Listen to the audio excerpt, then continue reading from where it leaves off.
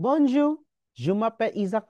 Je vais laisser mon français du sport et loisirs et vidéos dans le cadre de cours de Foreign Language One. Je suis débutant dans l'apprentissage du français, alors soyez indulgents avec moi. Le sport, le football,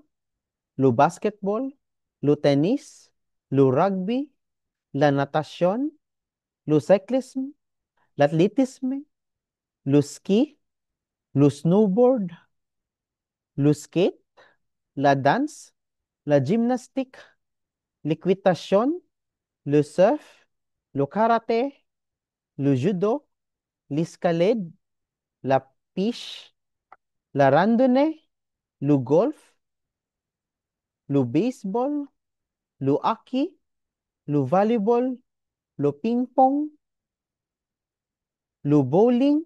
la pétanque, l'aviron, la voix, le cinéma, le théâtre, le concert, le restaurant, le bar, le café, le musée, la bibliothèque, la promenade, la lecture, l'école, le shopping, la cuisine, la pâtisserie, la le jardinat, la piento, le dessin, la musique, le film, la télévision, la jeu, le jeu, le jeu vidéo, le voyage, les vacances, le loisir, l'artisanat, le bricolage, le jardin, l'ordinateur, Internet, le chat, le voyage, les activités extérieures, l- le loisir créatif, les temps libres, la détente, la bien-être, la méditation,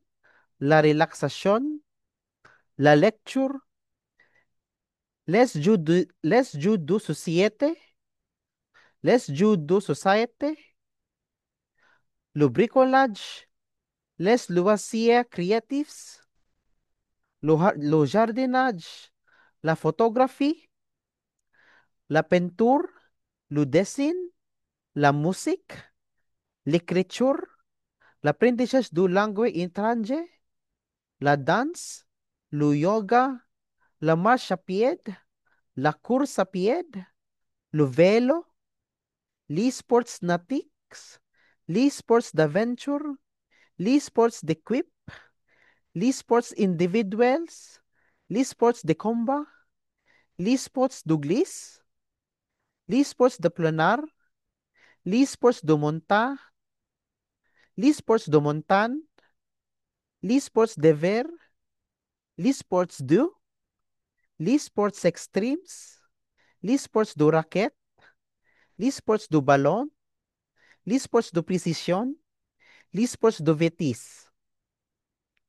C'est ça tout. Merci d'avoir regardé. Au revoir. Merci beaucoup.